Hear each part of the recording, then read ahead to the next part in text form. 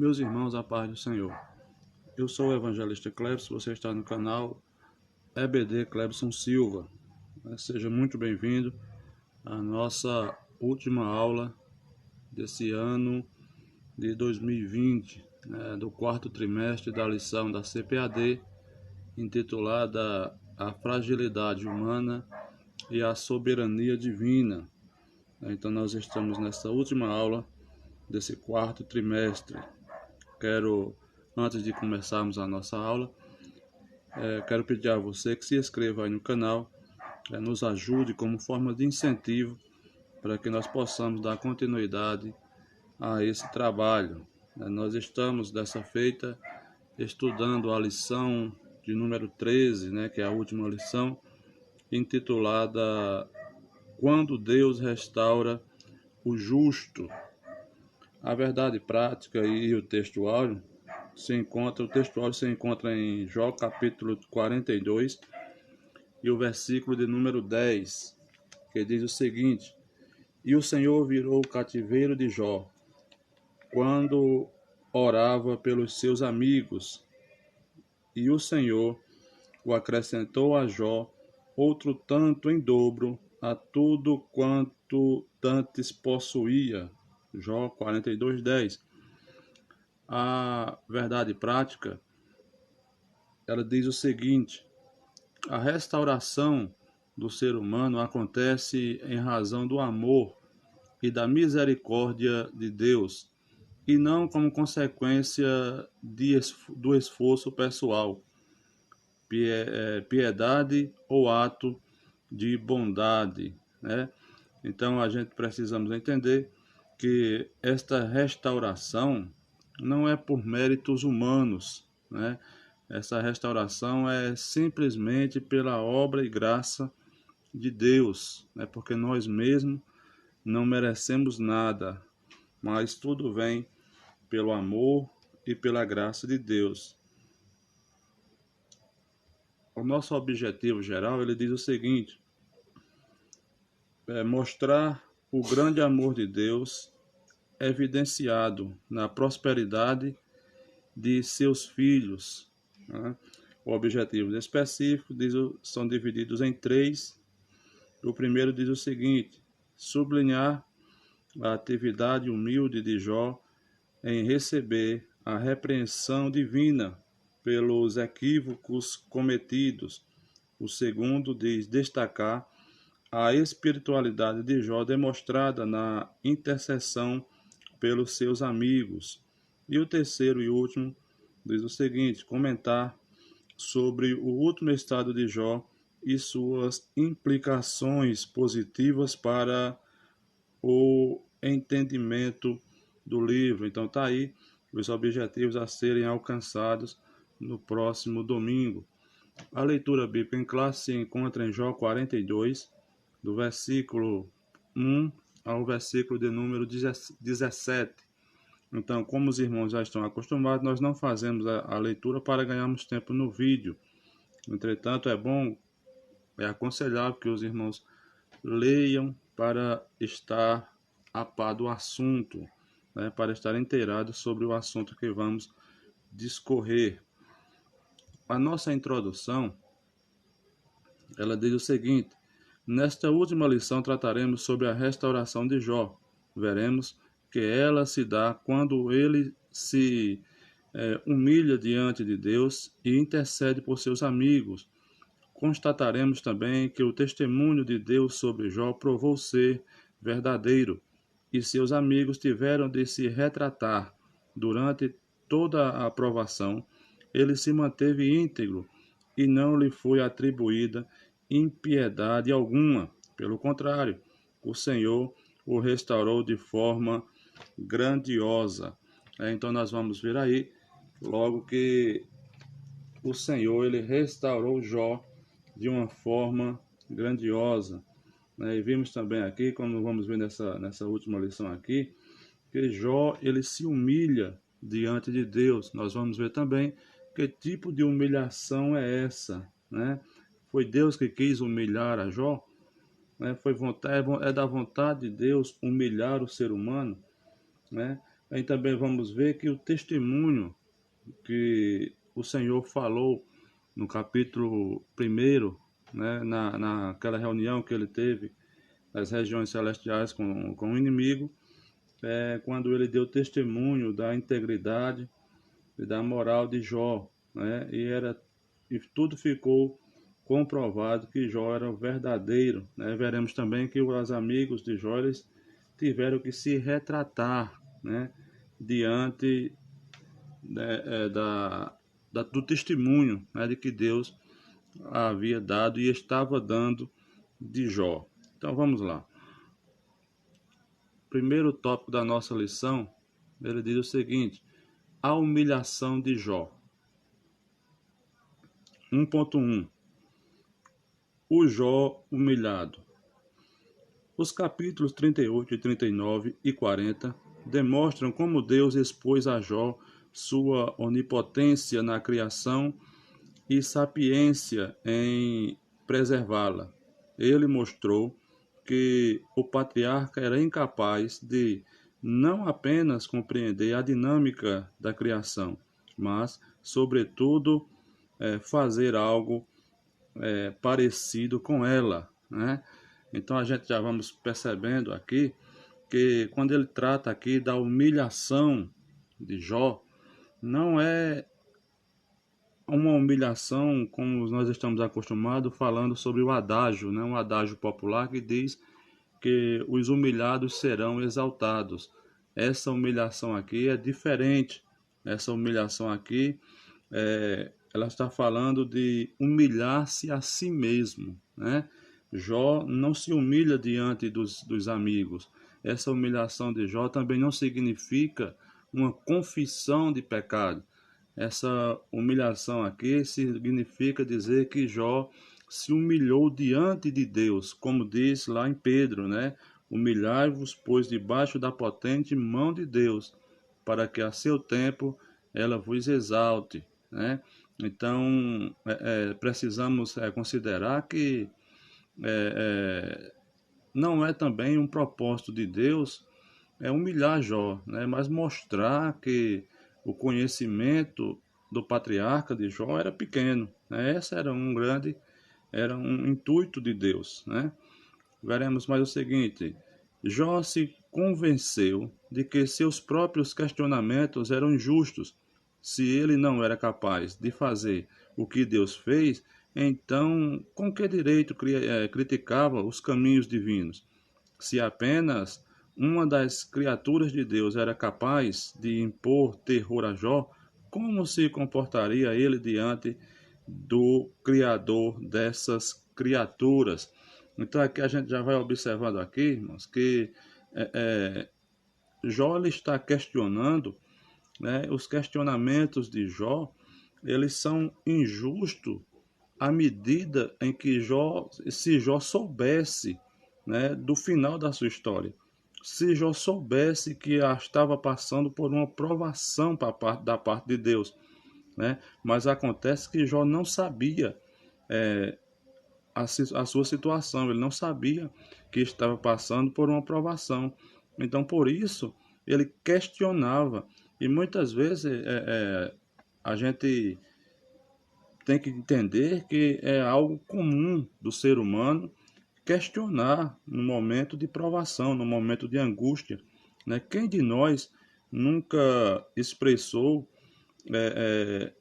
a Deus uma pergunta sobre uma situação que esteja vivendo, né? Então é algo natural você passar por um momento difícil e questionar, dizendo a Deus por que está acontecendo isso, né? Perguntando a Deus por que está acontecendo, e isso não é pecado. Isso aí não é pecado, você perguntar, questionar a Deus acerca de alguma coisa que você não entenda, né? Então, essa aqui, Jó estava questionando, né, a Deus por conta que ele não sabia em que situação ele estava vivendo. Então, 1.2, ele diz o seguinte: reverência e submissão. Diante da assombrosa visão da criação de Deus, Jó agora exclama esse versículo, Jó agora exclama. Olha o que é que Jó vai falar. Bem sei que tudo podes, e nenhum dos teus pensamentos podem ser impedidos. Isso está lá em Jó 42 e o versículo de número 2. Esse versículo demonstra sua atitude de reverência e submissão diante de Deus. Ele percebe que tudo o que aconteceu em sua vida tinha um desígnio divino e, portanto, era tolice, né? E, portanto, era tolice discutir ou questionar com a sapiência divina, né? Então, a gente já vamos percebendo aqui que Jó, agora, nesse momento, é que ele vai perceber, é que ele vai entender que está passando por uma provação, né? Que está passando por uma provação. Após a revelação de Deus a ele, após Deus falar com ele, é que Jó vai entender, né? E é somente agora que ele entende que Deus tinha um propósito, né? Em, em sua provação, né? É, e Jó, ele questionava a Deus. E nós entendemos que questionar, como eu já falei, não é pecado, né? Um filho, ele tem direito de perguntar qualquer coisa que seja ao pai, né? É uma intimidade, é uma ligação de intimidade. Então Jó tinha essa intimidade com Deus e queria saber o que é que estava se passando. E agora sim, ele sabe e expressa é, aquelas palavras dizendo que agora ele bem sabia que Deus tudo podia, né, e que nenhum dos pensamentos de Deus podia ser impedido. Agora que estava revelada a presença de Deus em sua vida. Ao repetir a censura que Deus lhe fizera anteriormente no capítulo 38, Jó demonstra não ver mais injustiça nas ações de Deus. Ele admite que agiu com presunção, pois desconhecia os sábios propósitos divinos. Nesse ponto aqui, a gente precisa entender que Jó ele não está acusando Deus de injustiça, né? Aqui o comentarista da nossa lição ele coloca um pensamento de Eliú como sendo verdade. Quem está acusando, quem está dizendo que Jó está acusando Deus de injustiça, não é Jó, é Eliú que está falando que Jó está acusando Deus de injustiça, né? Então, o comentarista aqui coloca como se fosse uma verdade, né? Uma verdade. E nós bem sabemos que da boca de Jó não saiu nenhuma injustiça, muito menos acusar a Deus de ser injusto, né? Porque Jó conhecia o Deus que ele servia, mesmo em parte, ainda assim Jó conhecia a Deus. O que é que ele queria então? Jó queria era entender o que é que estava se passando, né?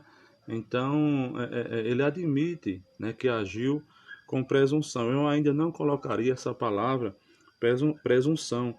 Eu colocaria que Jó ele foi falto de entendimento. Ele agiu com falta de entendimento do que estava se passando. Por isso, ele expressava a sua indignação e os amigos dele tiveram a sua palavra como sendo uma acusação de injustiça diante de Deus. Vamos dar prosseguimento. 1.3 A experiência viva com Deus.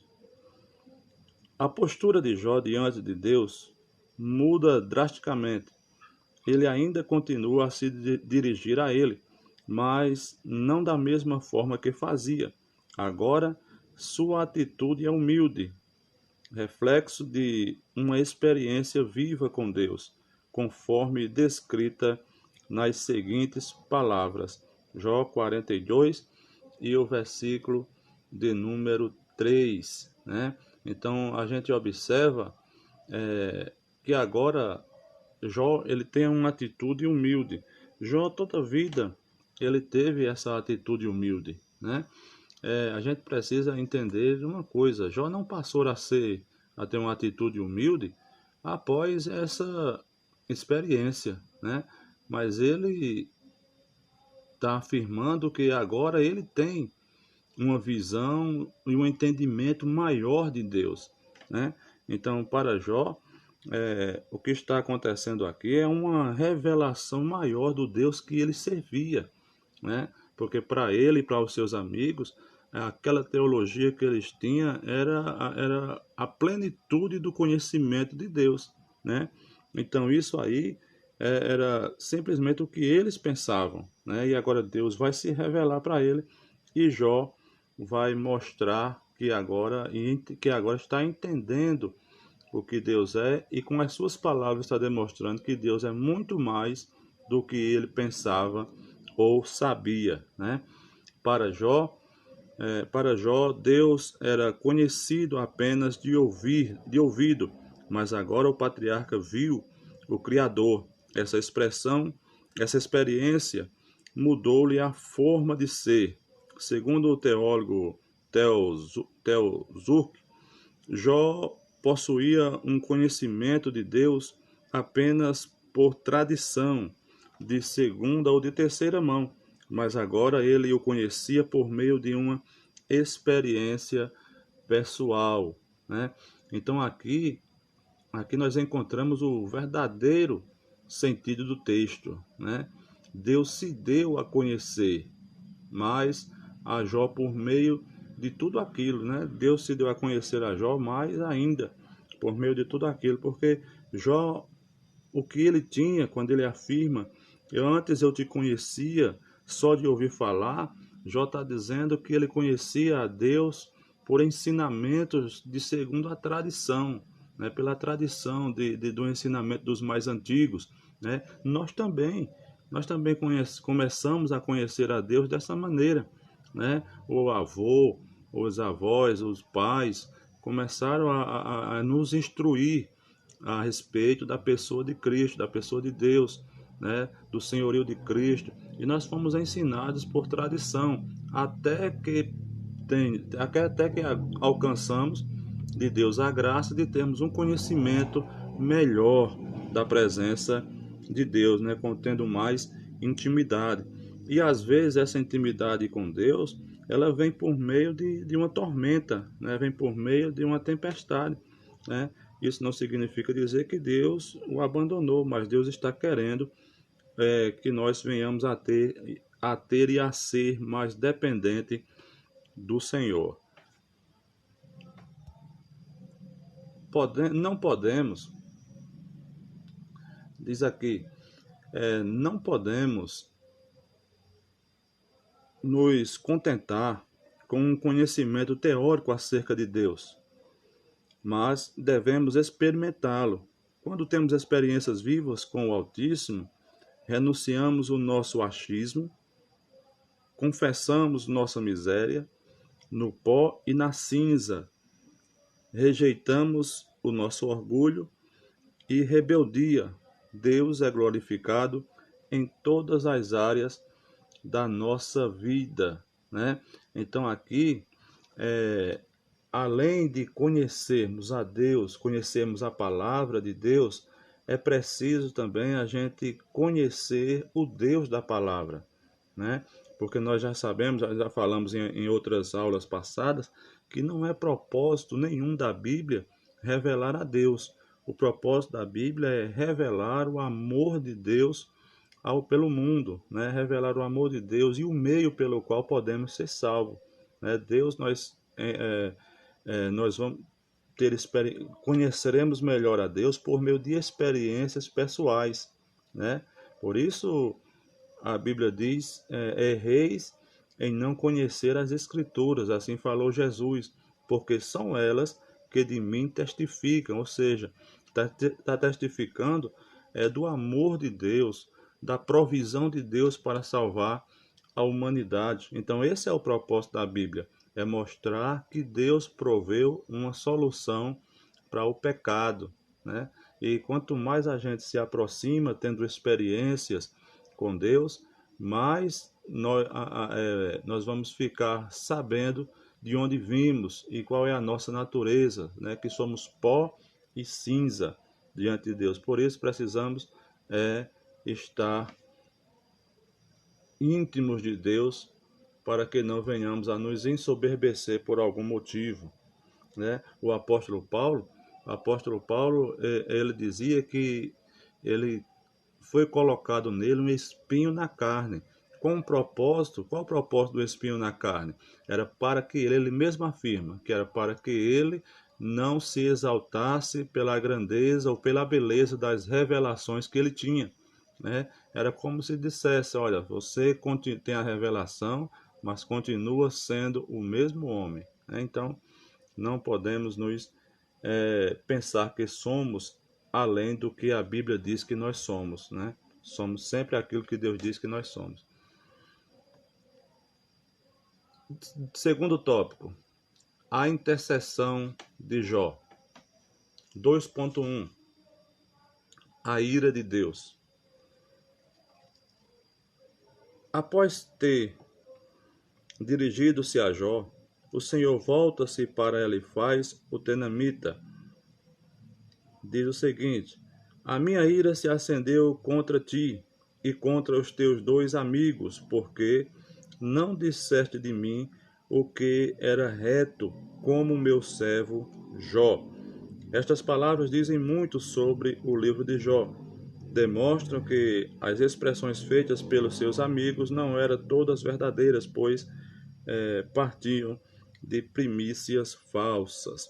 Então a gente fica entendendo aqui, esse versículo aqui, nós podemos ter ele como um livro, o versículo chave da provação de Jó, né? Porque a gente vê aí muitas escolas dominicais, algumas pessoas se colocando na posição de afirmar que Jó realmente ele foi orgulhoso, né? Que Jó foi orgulhoso. Eu não consigo enxergar isso, como eu já falei em outras lições. Eu não consigo enxergar orgulho em Jó, mesmo porque o próprio Deus não conseguiu, o próprio Deus não viu isso em Jó, né? Aí a gente observa aqui nesse versículo 42:7, quando Deus vai falar agora com Elifaz, e ele diz, Deus fala diretamente com Elifaz, dizendo, a minha ira se acendeu contra ti, né, e teus 2 amigos. E qual o motivo da ira? Porque você não falou de mim o que era reto, como o meu servo Jó. Então aqui já fica claro que as palavras de Jó não eram palavras de orgulho, não eram palavras de soberba, mas sim eram palavras de alguém que não entendia pelo que estava passando, né? E então a Bíblia diz, em tudo isso não pecou Jó, nem encontrou Deus falhas em Jó. Pelo simples fato de aqui, nesse versículo, Deus poderia ter corrigido também a falha de Jó. E isso Deus não faz. Nós não vemos, não percebemos Deus corrigindo falhas ou fala de Jó, né? Eles não apenas acusavam o patriarca, mas associavam o seu sofrimento a algum pecado cometido por ele. Jó havia se humilhado mais do que lhe acusavam, mas não do que lhe acusavam. Ou seja, a gente percebe que Jó se humilha, né, mas ele não se humilha por causa do pecado que estava sendo acusado. Jó, ele se humilha diante de Deus, né, diante da presença do Senhor, né? Então aqui nós percebemos isso, que uma grande falta dos amigos de Jó era justamente isso, era atribuir o sofrimento de Jó a um pecado, né? Um pecado que ele pudesse ter cometido. E Jó, todo o tempo da provação, Jó estava se defendendo. Vale salientar também que essa era a teologia que os amigos de Jó entendiam, né? De que Deus sempre ia punir alguém por causa de pecado, né? Todo o sofrimento, a causa era uma consequência de um pecado. Então, era assim que eles entendiam. Por isso, eles insistiam tanto para que Jó confessasse o pecado e terminasse logo com aquela provação, né? Entretanto, nós sabemos que não era esse o caso, não era caso de pecado. Vamos mais à frente. Ele humilhou-se, ele humilhou-se a respeito de suas falas precipitadas que, que revelavam orgulho e falta de bom senso. Em outras palavras, ele errou durante o seu sofrimento, mas não por conta de, de pecados cometidos antes do atual sofrimento. Aqui também a gente já percebe que o escritor da lição, ele vai conduzir, o comentarista da lição, ele vai conduzindo, né, vai conduzindo o entendimento, vai induzindo a pessoa, o leitor, o estudante, a, a entender que Jó de fato era orgulhoso. E nós não vemos isso no livro, nós não vemos isso na história. Por isso é aconselhável a gente, toda vez que for estudar um livro, o livro de Jó, a própria Bíblia, a gente precisa fazer uma regra básica de interpretação bíblica, que é fazer questionamentos ao texto, né? Porque no livro, por exemplo, aqui no livro de Jó, nós encontramos as falas e o pensamento de Deus. No livro de Jó, nós precisamos identificar as falas e o pensamento de Satanás. Precisamos identificar as falas e os pensamentos dos amigos de Jó, as falas e os pensamentos do próprio Jó, as falas e os pensamentos do escritor do livro. E para nós agora que estamos vendo na lição, precisamos também identificar as falas e o pensamento dos comentaristas, né? Aí sim podemos chegar a uma conclusão mediante a palavra, né? A regra é a palavra. Nós não podemos tirar conclusões precipitadas a respeito de Jó, né? E muito menos colocar no livro o que não tem. A intenção do livro não tem, não vemos Jó sendo um homem orgulhoso, mas sim nós vemos um homem ali sofrendo por não conhecer, por não saber a causa que estava passando, né? 2.2 A restauração, o pecado dos amigos de Jó. Representados por Elifaz, o mais velho, o pecado dos amigos de Jó foi evidentemente exaltar a justiça de Deus, mas limitar seu poder soberano. Para eles, todo sofrimento devia ser uma consequência de um juízo divino, como resposta de um pecado praticado. Então aqui é onde está a falha, né? A falha dos amigos de Jó. A falha dos amigos de Jó era afirmar que Jó, como já vimos, né, eles afirmavam que Jó estava passando por aquilo, por aquela provação, era consequência de um pecado, né, era consequência de um pecado. Então, eles pediam que Jó confessasse, fizesse confissão do seu pecado, para que fosse eliminada aquela prova, né? Entretanto, a gente percebe, já sabemos disso, que a causa de Jó, a aprovação de Jó, era simplesmente uma provação permitida por Deus. Era Deus provando a fé de Jó, né?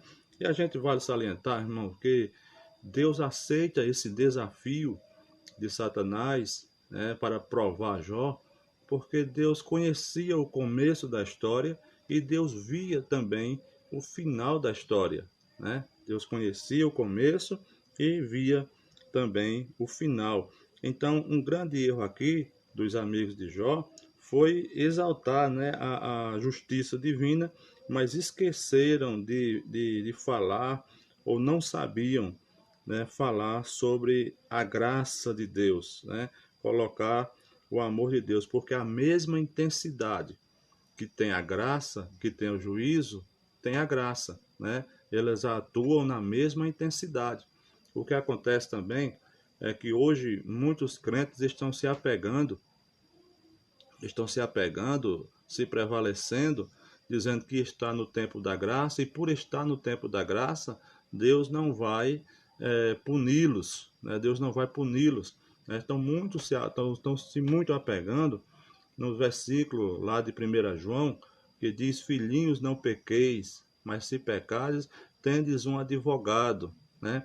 Então a gente precisa entender que temos sim um advogado, mas tem também a justiça de Deus que atua com a mesma intensidade da graça. Né? Paulo fala aos Gálatas que Deus não se deixa escarnecer, né? Ele não tem o culpado por inocente. Tem perdão? Tem, mas consequências sempre vêm, né? Então, a justiça de Deus e a graça atuam na mesma intensidade, e isso os amigos de Jó não evidenciaram.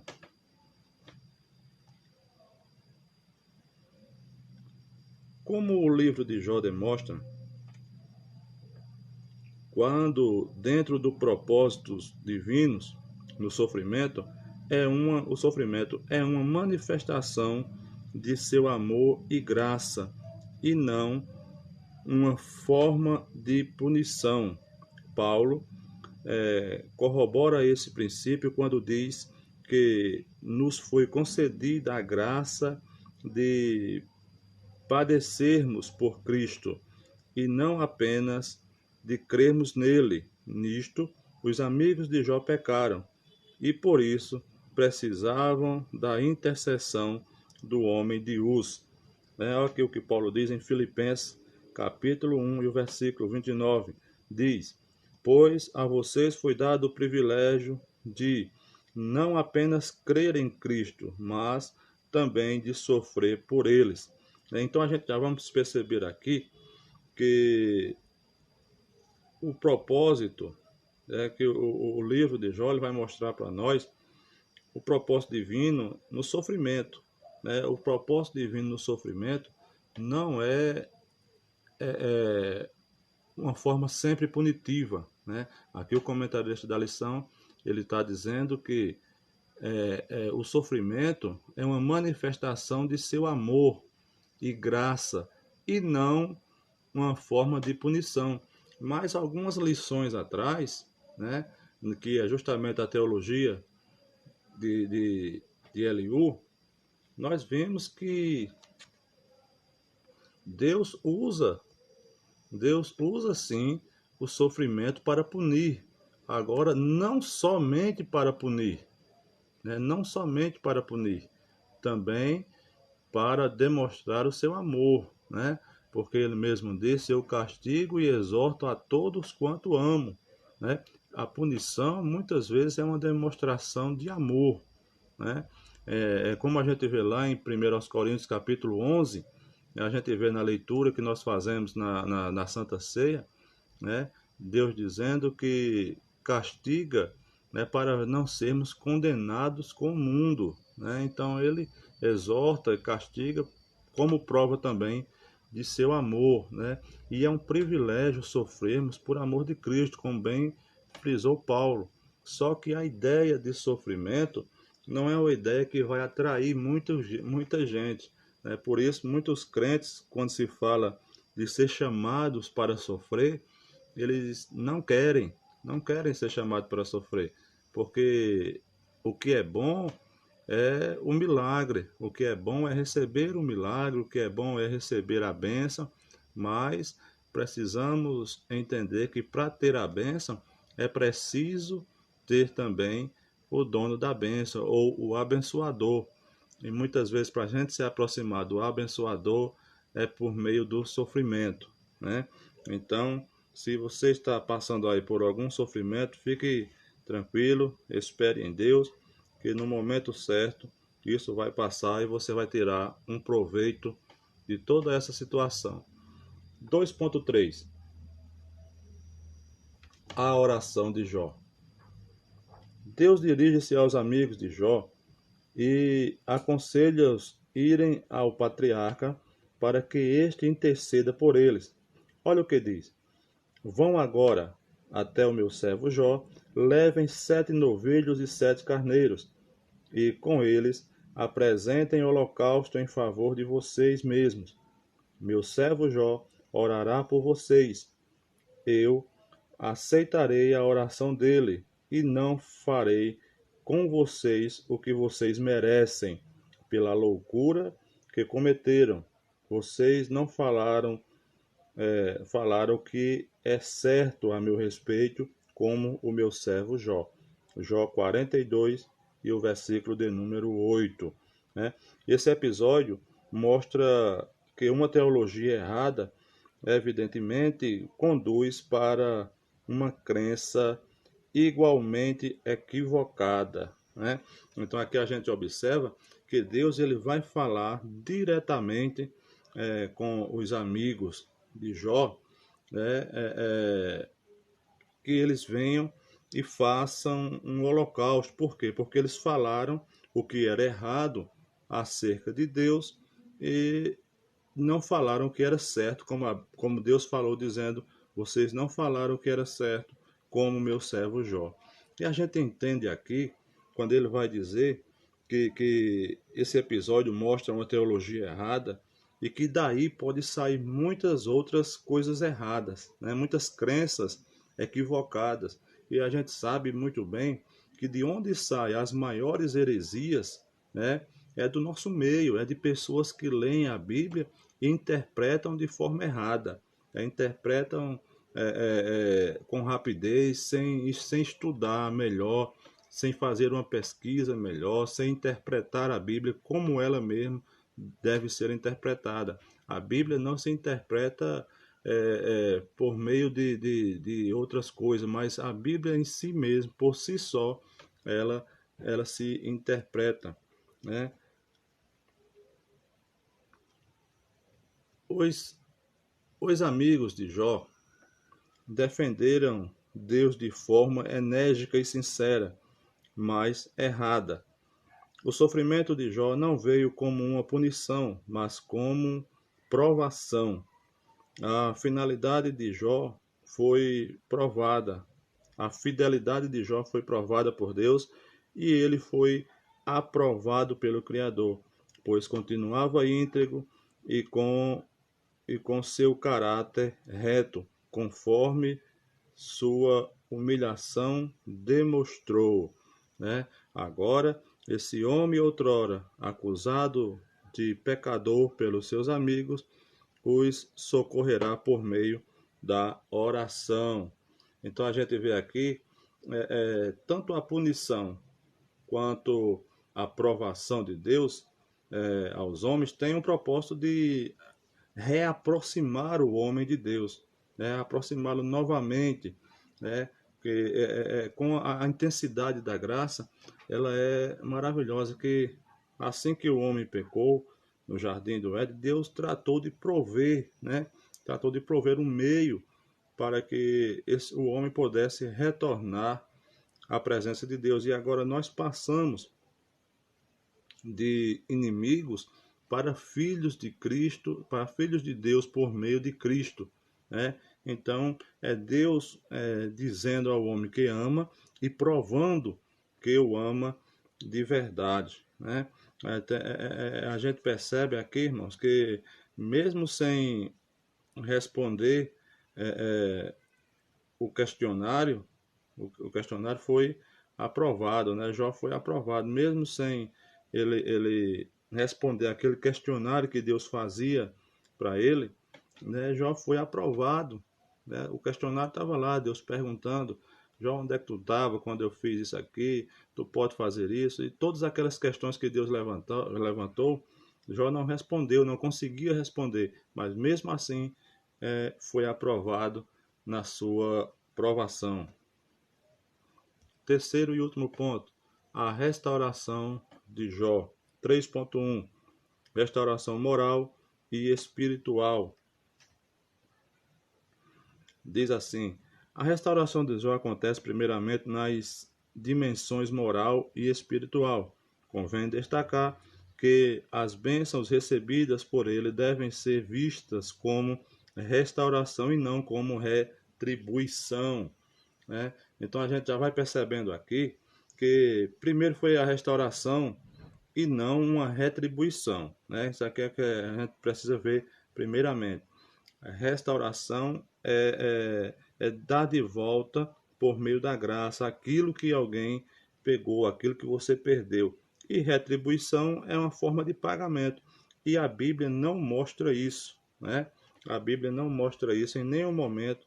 Não há teologia de retribuição no livro de Jó, né? Onde o ímpio é sempre punido e o justo sempre recompensado, né?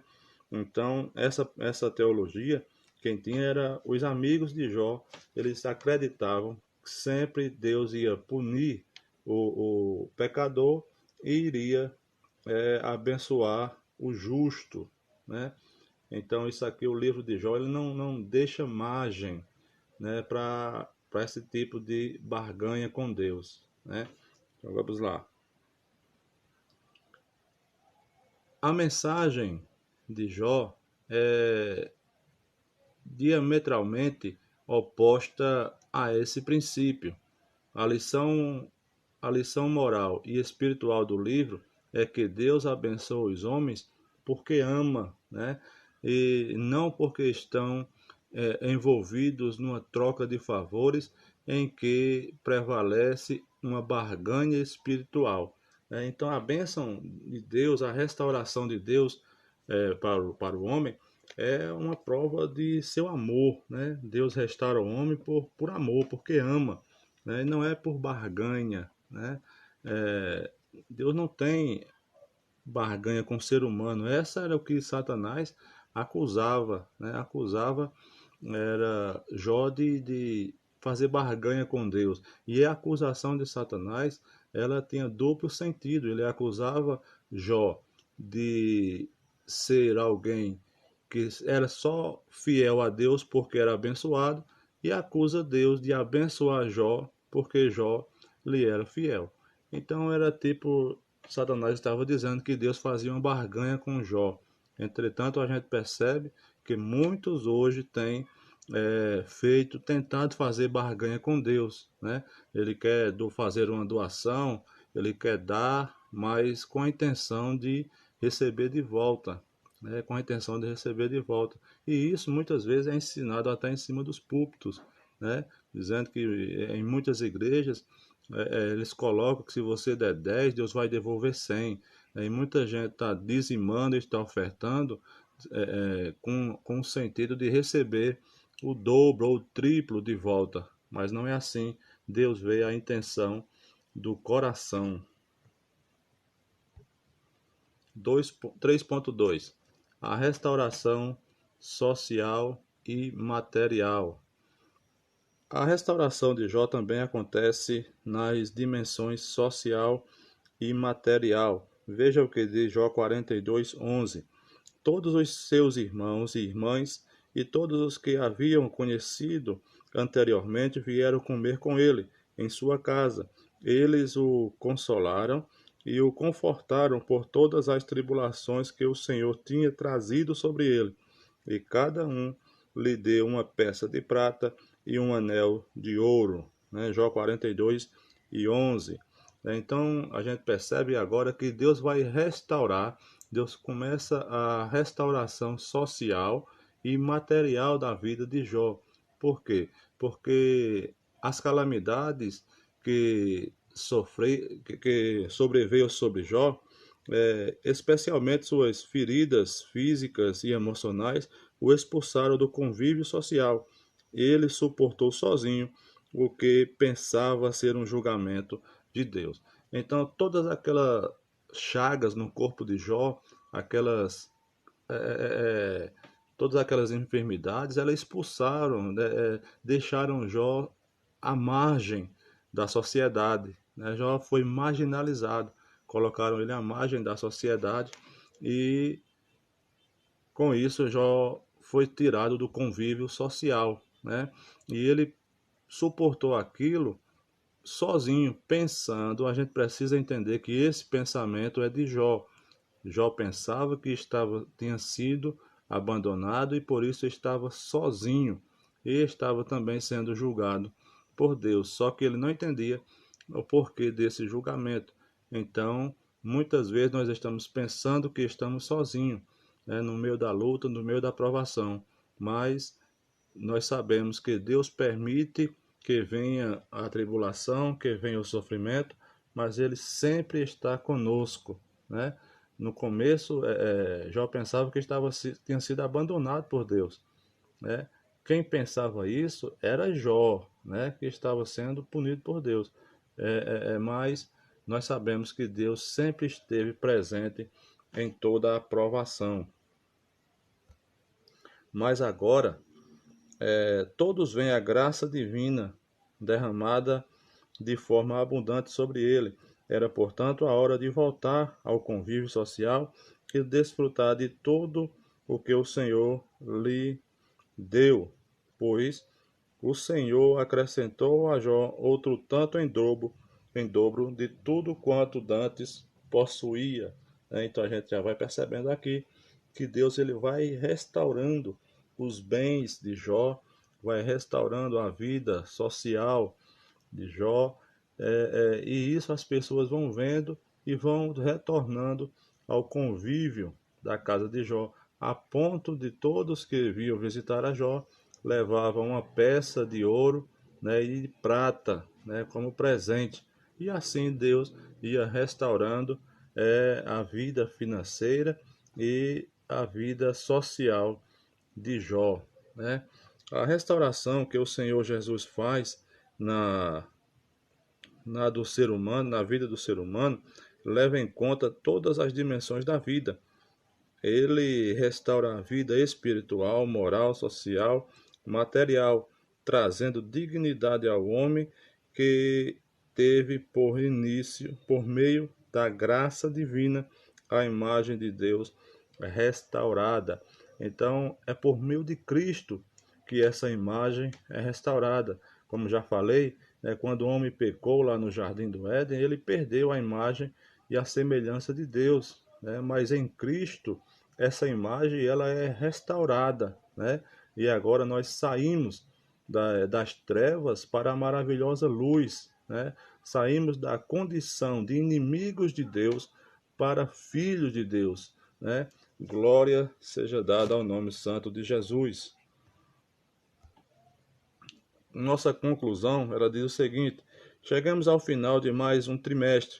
Aprendemos que nem sempre os ímpios são punidos e nem sempre os justos são recompensados, mas Deus julga os perversos e abençoa os justos, pois todos fazem parte de um universo governado por eles, por leis e princípios morais. Todavia, isso não é tudo. Deus é soberano e pode atuar fora das linhas que habitualmente acreditamos que ele opere. Assim, podemos aprender que Deus não nos prova porque deseja nos punir, né? Mas porque nos ama. Ele deseja demonstrar ao seu adversário, o diabo, que os homens podem servi-lo sinceramente sem uma relação de troca. Jó provou que o diabo estava errado e que Deus está sempre certo, né? Então, meus irmãos, nós ficamos por aqui. Nós vamos terminando aqui esta aula de hoje, essa última aula do nosso trimestre. Para a semana que vem, nós já teremos uma primeira aula, né, da nova lição da CPAD, que vai falar sobre o Espírito Santo, sobre o verdadeiro pentecostalismo, né? Nós vamos ter muito assunto, vamos distinguir o que é Pentecostes, o que é pentecostalismo, tudo isso nós vamos tratar na nova lição, né? Eu espero contar com você para que nós possamos crescer juntos, né? Então, que Deus abençoe. Antes disso, antes de você sair daí, deixa aí o seu like, deixa aí o seu comentário, compartilhe essa aula nas suas redes sociais, né? Como forma de gratidão, se inscreva aí no nosso canal para nos abençoar, né? Então que Deus em Cristo abençoe a vocês em nome de Jesus.